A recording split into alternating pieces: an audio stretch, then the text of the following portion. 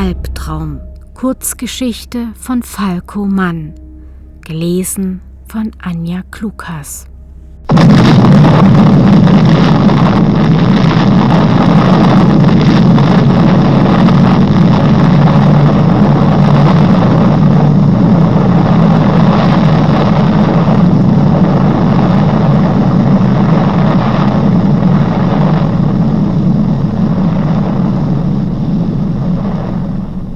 Ihre Pupillen zuckten wild hin und her unter den geschlossenen, aber flatternden Augenlidern.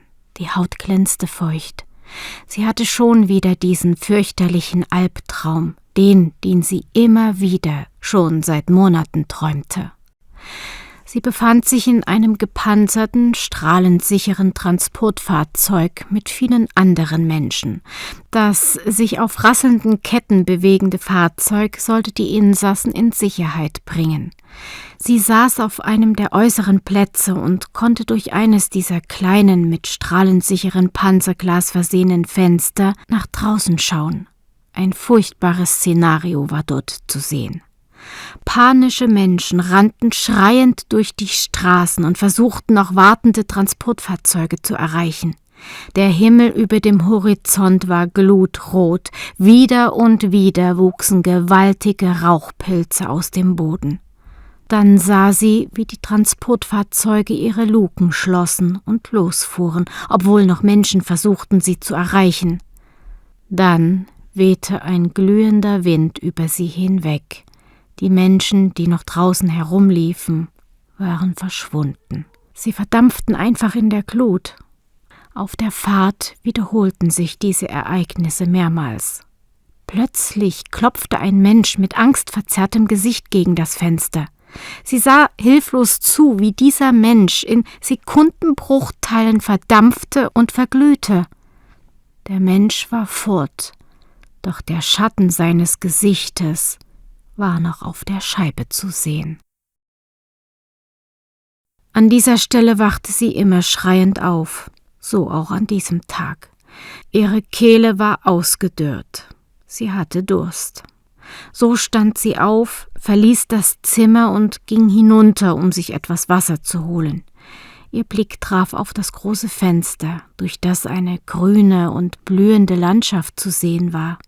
Sehnsüchtig zog sie diesen Blick ein. Eine Träne rollte an ihrer Wange herunter. Wusste sie doch, dass das Fenster nur auf die Bunkerwand aufgemalt war. Seit 5 Jahren wohnte sie zusammen mit 15.000 anderen Menschen in diesem Bunker. Vermutlich würde keiner von ihnen jemals wieder nach draußen können.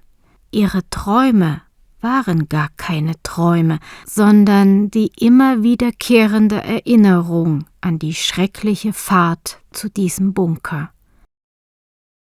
Sie hatten es wirklich getan. Als sie ein Kind war, begann das mit diesem Klimawandel. Sie erinnerte sich noch, wie alle stritten, was man tun könnte und müsste.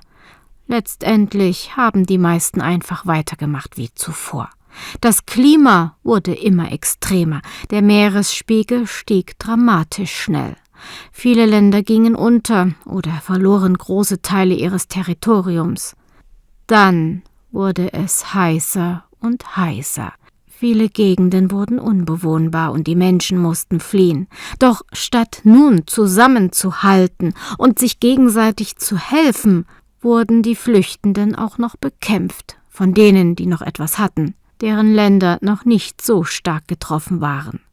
Statt zu teilen, töteten sie. Schließlich wurde es auch für die letzten verbliebenen Staaten schwieriger. Zum Glück waren einige vorausschauend und bauten diese riesigen Bunker. Und es kam, wie es kommen musste.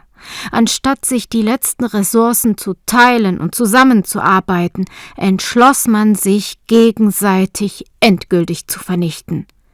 Der Atomkrieg war entfesselt. Obwohl es eigentlich gar kein Krieg war. Die meisten Kriege hatten Gewinner und Verlierer. Dieser konnte nur Verlierer haben. Die Allianz aus Umweltschützern, Tierschützern und echten Demokraten hatten vorgesorgt. Sie waren es, die Bunker konstruierten und für die Logistik sorgten, um die Reste der Menschen- und Tierwelt zu retten. Die riesigen unterirdischen Bunker, von denen mehrere sogar miteinander verbunden waren, beherbergten nicht nur Menschen, sondern auch viele Tiere und eine riesige genetische Datenbank. Auch Saatgut aller möglichen Pflanzen wurden gelagert. All das sollte die Grundlage werden, den Planeten irgendwann wieder mit Leben zu füllen. Keiner wusste jedoch, wie viele Generationen wirklich nun unter der Erde leben mussten, bis die Strahlung wieder auf ein ungefährliches Niveau gesunken war. Die Tränen flossen ihr die Wangen herunter. Die Erinnerung war unerträglich. Und das Leben in diesem Bunker, auf engem Raum mit vielen anderen, war eigentlich auch unerträglich. Es war ein Albtraum, aus dem es kein Erwachen gab.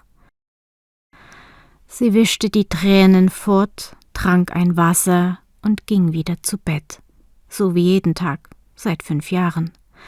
Und vermutlich so wie jeden Tag, bis ihr Leben endete.